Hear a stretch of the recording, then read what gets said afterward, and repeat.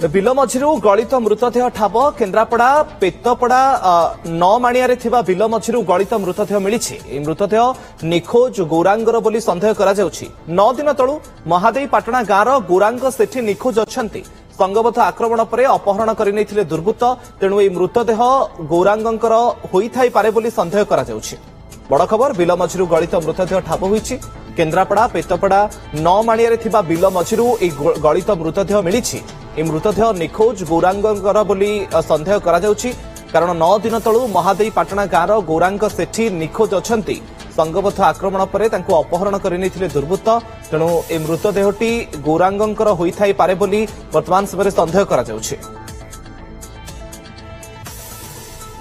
କାହାର ଏହି ମୃତଦେହ ଯଦିଓ ବର୍ତ୍ତମାନ ସମୟ ପର୍ଯ୍ୟନ୍ତ ସ୍ପଷ୍ଟ ହୋଇପାରି ନାହିଁ। ତଦନ୍ତ ପ୍ରକ୍ରିୟା ବର୍ତ୍ତମାନ ସମୟରେ ଜାରି ରହିଛି। କିନ୍ତୁ ବିଲ ମଝିରୁ ଗଳିତ ମୃତଦେହ ଠାବ ମଧ୍ୟ କରାଯାଇଛି। ଅଧିକ ସୂଚନା ପାଇଁ ଆଳିରୁ ଆମ ପ୍ରତିନିଧି ବନମାଳୀ ସାହୁ ଆମ ସହିତ ଯୋଡ଼ି ହେଉଛନ୍ତି। ବନମାଳୀ, କୋଉ ଅବସ୍ଥାରେ ମୃତଦେହକୁ ଉଦ୍ଧାର କରାଯାଇଛି ଏବଂ କାହାର ଏ ମୃତଦେହ ସେ ବାବଦରେ ସ୍ପଷ୍ଟ ସୂଚନା ମିଳିଲାଣି କି? ତଦନ୍ତ କେମିତି ଚାଲିଛି? ନିଶ୍ଚିତ ଭାବରେ ଦେଖନ୍ତୁ, ମୁଁ ଟିକେ ସୂଚନା ଦେବା ପାଇଁ ଚାହିଁବି। ଯଦି କହିବା ଆଳି ଥାନା ଅନ୍ତର୍ଗତ ପେତପଡ଼ା ପଞ୍ଚାୟତର ନମାଣିଆ ପାଟ ଭିତରୁ ଏକ ଗଳିତ ମୃତଦେହ ଉଦ୍ଧାର କରାଯାଇଛି। ତ ଯଦି କହିବା ମୃତଦେହର ଖପୁରୀ ପିଞ୍ଜରା ଏବଂ ଡ୍ରେସ୍କୁ ଜବତ କରିଛି ଆଳି ପୋଲିସ। ବର୍ତ୍ତମାନ ଘଟଣାସ୍ଥଳରେ ପୋଲିସ ଓ ସାଇଣ୍ଟିଫିକ ତଦନ୍ତ ଆରମ୍ଭ କରିଛନ୍ତି। ତ ଏଇ ଯୋଉ ମୃତଦେହଟି ଯୋଉ ଉଦ୍ଧାର କରାଯାଇଛି ବା ମୃତ ଶରୀରର କିଛି ଅଂଶ ଉଦ୍ଧାର କରାଯାଇଛି, ତ କୁହାଯାଉଛି କି ଏଇ ମୃତଦେହଟି ଆଳି ମହାଦେଇପାଟଣା ଗାଁର ଯେ ନିଖୋଜ ଥିଲେ ଗୌରାଙ୍ଗ ସେଠିକାର ବୋଲି କୁହାଯାଉଛି। କିନ୍ତୁ ପୋଲିସ ଏପର୍ଯ୍ୟନ୍ତ ସ୍ପଷ୍ଟ କରିନାହିଁ। ଯଦି କହିବା ଗତ 29 ତାରିଖରେ ଗାଡି ଭଙ୍ଗାରୁଜାକୁ କେନ୍ଦ୍ର କରିକି ଗୌରାଙ୍ଗଙ୍କୁ ସଂଘବଦ୍ଧ ଆକ୍ରମଣ ଏବଂ ପରେ ଅପହରଣ କରି ନିଆଯାଇଥିଲା।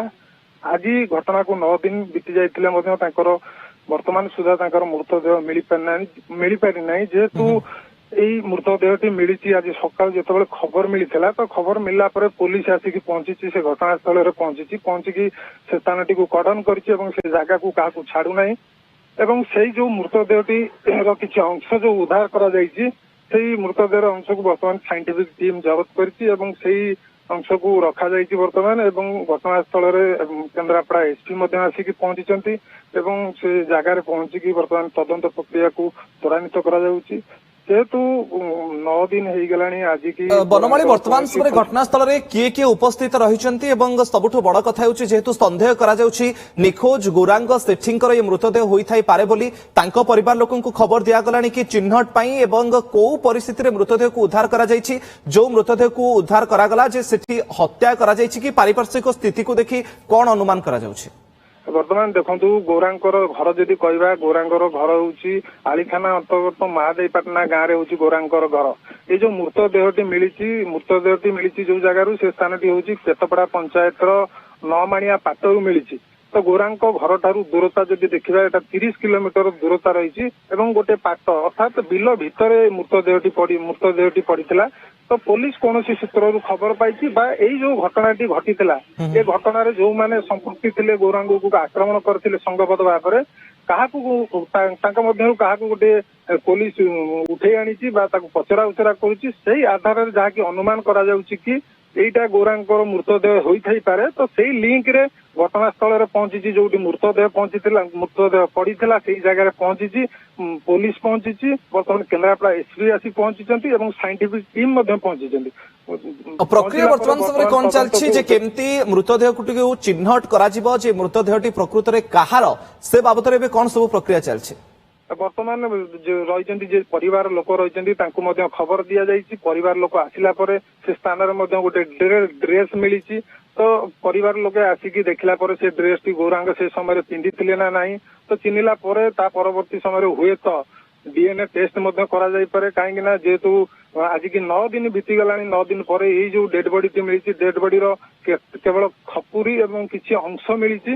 ତ ତା ସହିତ ତାଙ୍କ DNA ମଧ୍ୟ ମ୍ୟାଚ୍ କରାଯାଇପାରେ। ଯଦି ଆସିଗଲା ମ୍ୟାଚ୍ କଲା, ତାହେଲେ ପୋଲିସ ସ୍ପଷ୍ଟ କରିପାରିବ କି ଏ ହଉଛି ଗୌରାଙ୍ଗଙ୍କର ମୃତଦେହ।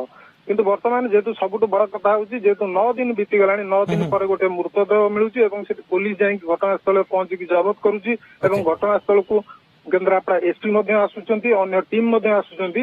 ତ ଯାହାକି ପାରିପାର୍ଶ୍ୱିକ ଅବସ୍ଥା ଏବଂ ଏଇ ଯୋଉ ପୋଲିସର କାର୍ଯ୍ୟକ୍ରମକୁ ଦେଖିଲା ପରେ ଜଣାପଡୁଛି କି ଏହା ହୁଏତ ଗୌରାଙ୍ଗଙ୍କର ମୃତଦେହ ହୋଇଥାଇପାରେ।